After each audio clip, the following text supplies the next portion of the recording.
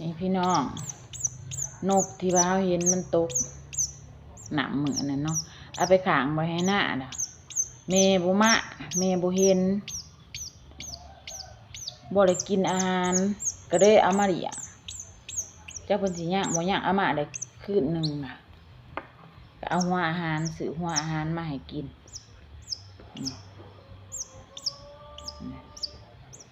ยามเพิ่นอยากเพิ่นก็ห้องนี่ขี้ออกเด้ยามเพิ่นหาเพิ่นก็ห้องเนี่ยเอาหัวอาหารให้กินกินหัวอาหารเนี่ยเอาหัวอาหารให้กินยาเขาก็สิห้องแล้วเขาก็เอาอันน่ะนี่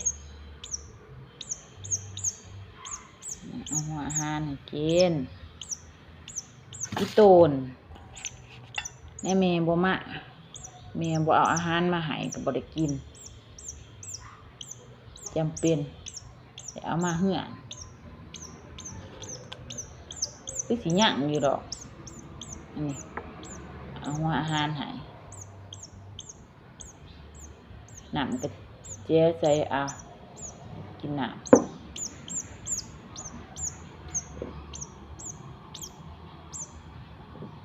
เป็นจิบท่านจักกินเองเลยเอาน้ำให้กินไว้น้ำเพิ่น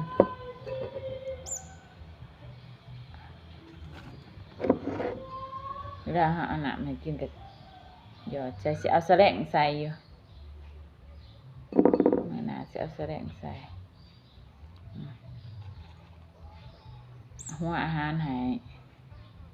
หัวอาหารเป็นเม็ด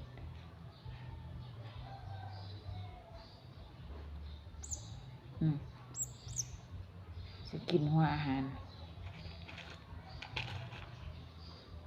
เป็นเม็ดเอามายัดใส่ปากให้เอา1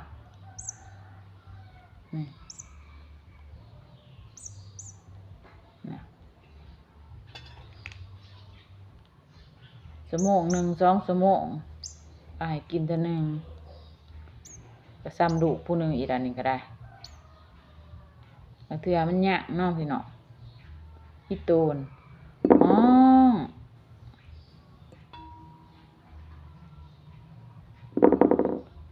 ยากระหอบกินหนัก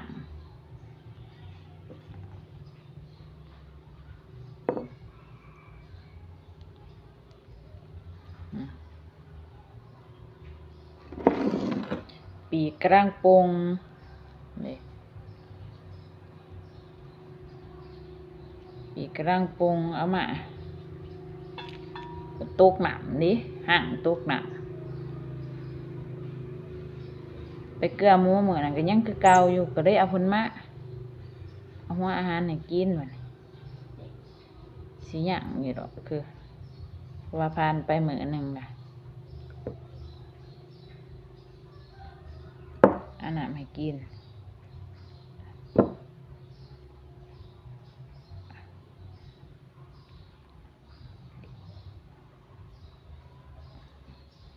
สวบผ้าหนังนะ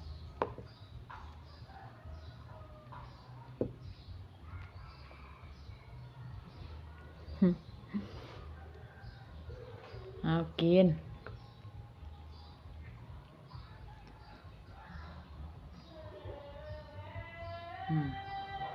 ให้เพิ่นได้กินน่ะเพิ่นก็สิมีดได้บัดนี้เพิ่นจะบ่ฮ้อง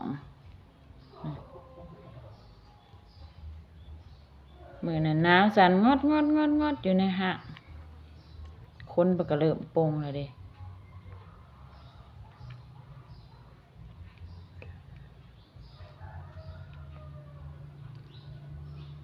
กินน่ะ